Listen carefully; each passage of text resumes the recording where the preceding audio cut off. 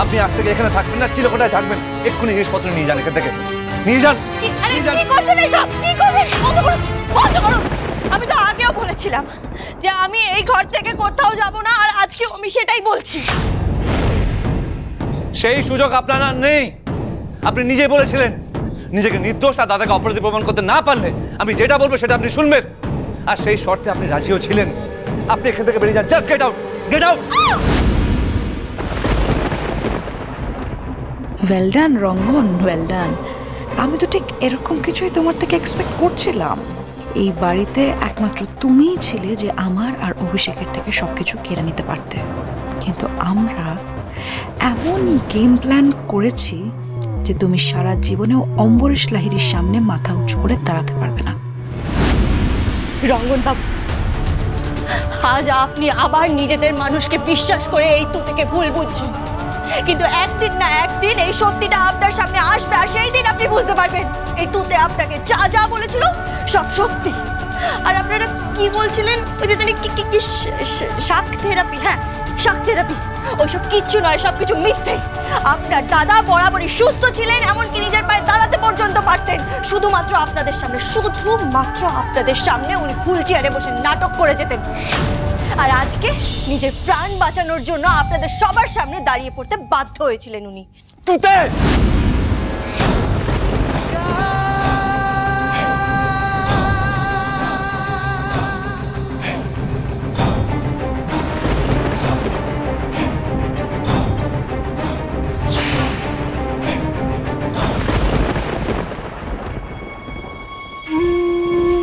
আপনি যতই আমার উপর ছুটপাট করুন না কেন, আপনার মতন ভালো মানুষকে তুতে এইভাবে ঠকে যেতে দেবে না রঙ্গনবাবু।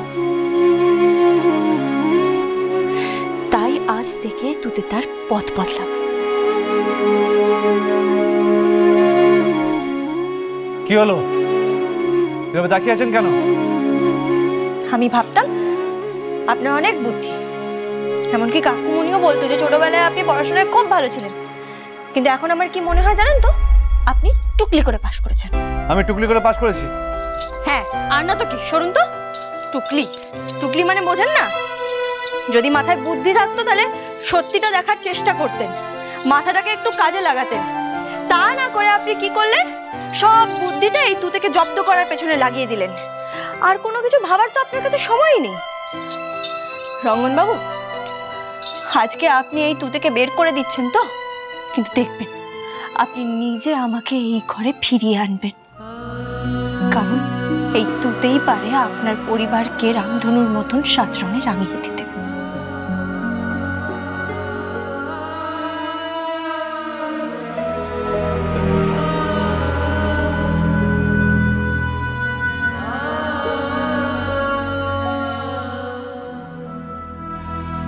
আপনি থাকুন আপনার রামধনু রং নিয়ে, আপনার ইচ্ছে পূরণ হবে না কোনোদিন।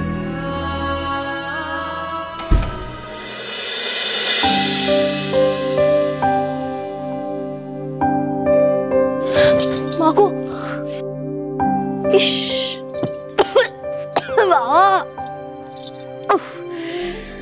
কিন্তু এখানে ছাড়া আমি থাকবোই বা কোথায়? রানীদি, লতাদি কেউ তো আমাকে ওদের সাথে থাকতে দেবে না। এখানে কিছু একটা ব্যবস্থা করতে হবে, তুতে পরিষ্কার করতে হবে, কিন্তু ছেটা ভালোবাসার বাধা কিসের, কষ্ট ছাড়া রাধা কিসের, ভালোবাসার বাধা কিসের, কষ্ট ছাড়া রাধা কিসের, 7 রঙ রামধনু তবু মন পারে না ছুঁতে, 7 রঙ রামধনু তবু মন পারে না ছুঁতে, সাদা লাল নীল কালো নয় মনের রং যে তুতে, সাদা লাল নীল কালো নয় মনের রং যে তুতে, সাদা লাল নীল কালো নয় মনের রং যে তুতে। তুতে, এই তুতে, হ্যাঁ এদিকে। ও বাবা, ও আপনি নিজের রাজ্যপাট গুছিয়ে নিচ্ছেন? বাহ, খুব ভালো। কিন্তু ওদিকে যে ঋষিকা ম্যাডাম বেরোবেন, উনি তো ব্রেকফাস্ট চাইছেন। এই রে, দেখেছো তো আমি একদম ভুলেই গেছি ওনার জল খাবার বানাবো যে। এটা নিয়ে উনি বাড়ি মাথায় তুলবেন। তা তো করবেনই। তাহলে চলুন গিয়ে ওই হাতের কাজটাকে সেরে নেবেন, তারপরে না হয় এসে আপনি ঘর গোছাবেন। হ্যাঁ আসুন, চলো চলো চলো।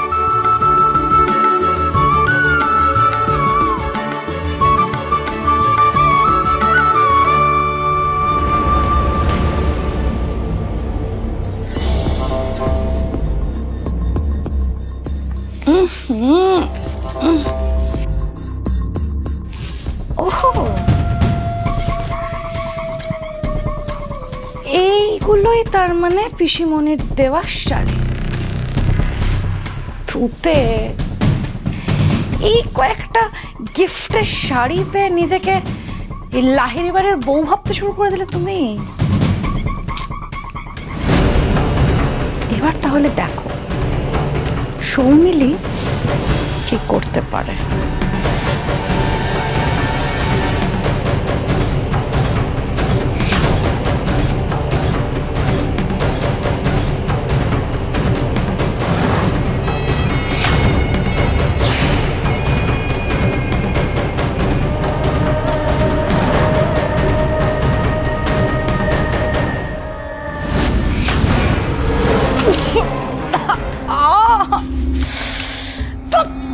দুনিয়া শুধু সবাই কি আমার অ্যান্টি হয়ে গেল নাকি?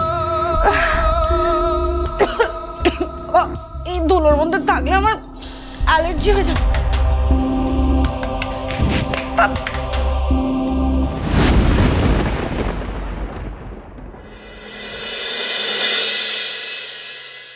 কেমন দেখছেন ডক্টর? অনেকটাই বেটার। Thank you.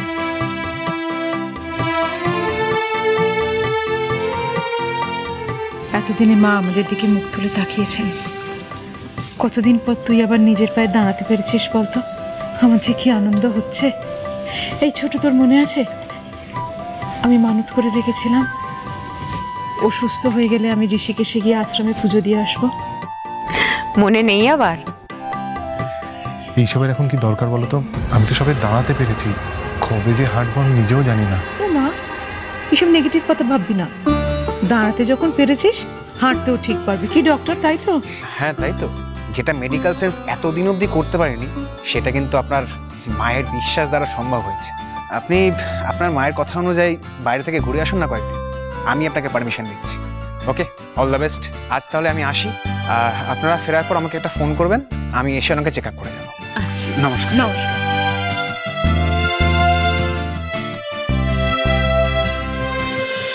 বৌদি, হ্যাঁ তোমার প্ল্যানটা কিন্তু খুব ভালো।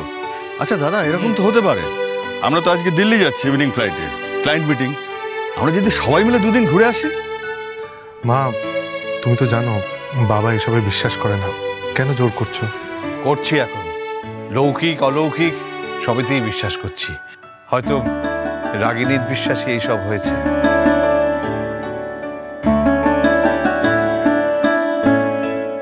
অভিষেক আবার নিজের পায়ে দাঁড়িয়ে উঠেছে। আমি আর কোনো না বলবো না, রাগিনী যা চায় তাই হবে। ব্যাস, তাহলে আর কি। বৌদি, তোমরা ব্যাগটা গুছিয়ে নাও, আমি দেবুকেও জানিয়ে দিচ্ছি। অনেকদিন পরে না একটা ফ্যামিলি ট্রিপ হবে। বাবা, এর মধ্যে আবার ফ্যামিলি ট্রিপও প্ল্যান হয়ে গেল। আমি কিন্তু আগেই বলে দিচ্ছি আমি কোথাও যাব না। আর এমনিতে এইসব পুজো পাঠ না আমার অসম্ভব বোকা বোকা লাগে। আমার ইউনিভার্সিটি ওপেন হচ্ছে, সামনেই এক্সাম, কোনো ছুটি ফুটি আমি নিতে পারবো না। কি ব্যাপার বলতো ঋষিকা, তুই তো এতদিন শ্রুতিকে বইয়ের পোকা বলতিস, তো নিজে এখন সেমিস্টারের জন্য আমাদের সাথে বেড়াতে যাবি না? ভালোই তো, পড়াশোনা করুক না। আর তাছাড়া শ্রুতির কথা বলিস না, সত্যি ওই মেয়েটা পড়াশোনা ছাড়া সত্যি কিছু বোঝে না রে। কিন্তু শ্রুতির সাথে ওর কি করে তুলনা হয়? শ্রুতি শ্রুতির মতো, আর আমাদের ঋষিকা ঋষিকার মতো। ঋষিকা কিন্তু allrounder. Thank you thank you thank you বৌদি, একমাত্র তুমিই আমায় বোঝো। তাই তো। এই নিন আপনার খাবার। এতক্ষণ কোথায় ছিলে? ছোট ম্যাডাম, আপনি ঠিক করে নিন, আপনি আমার হাতে খাবেন না লতাদির হাতে? তারপরে না হয় আমি আপনার প্রশ্নের উত্তর দেব। তো বাজে কথা বলো না তো, যাও কাজ করো।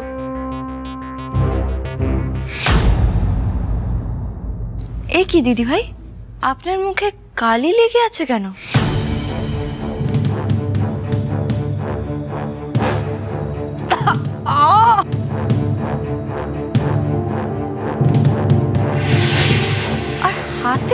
হয়েছে। চোখ সত্যি এই মেয়ের পচ পাখি একদম, ঠিক দেখে নিল। Shut up! ঋষিকা কি বললো শুনতে পেলে না? যাও না, নিজের কাজ করো। মা বলছি যে কয়েকদিন পরে পুজো দিতে গেলে হতো না? মানে অভিষেক তো সবে ইমপ্রুভ করা শুরু করেছে, তাই না? আর দেরি করতে চাইছি না। আমার ছেলেটার জন্য সেই কবে থেকে মানত করে রেখেছি বলো তো। তুমি যাও, ব্যাগ গুছিয়ে নাও। মা মা শোনো না, বলছিলাম যে আমি যেতে পারবো না। যেতে পারলে বেশ ভালোই হতো। মিস্টার ডিসুজার অর্ডারের দায়িত্ব আমি নিয়েছি। আর তাছাড়া কাকা, মিস্টার ডিসুজার যে ফ্যাশন শোটা হওয়ার কথা আছে সেটা কিন্তু আমাদের শোরুমেই হবে, তো তার প্রিপারেশন আমি নিচ্ছি। দেখেছো দাদা, হ্যাঁ আমরা তো অর্ডারের আনন্দে সব ভুলে গেছি। ওকে তো প্রেজেন্টেশন রেডি করতে হবে। তার উপর আমাদের যে কোম্পানির প্রধান ডিজাইনার সেও নেই। সেই দিন সারা রাত জেগে আমি ডিজাইনের শাড়ি বানিয়ে অর্ডারটা পেতে ওনাদের সাহায্য করেছিলাম। রঙ্গনবাবু, আপনার স্যাম্পল শাড়িগুলো এসে গেছে।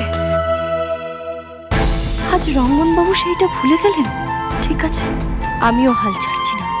একদিন না একদিন তো আমার কথা আপনাকে মনে করতেই হবে রঙ্গনবাবু। শুধু এই রোজকার ঝড়ঝাপটার মধ্যে আমি নিজের ডিজাইনার হওয়ার স্বপ্নটা না ভুলে যাই ঠাকুর।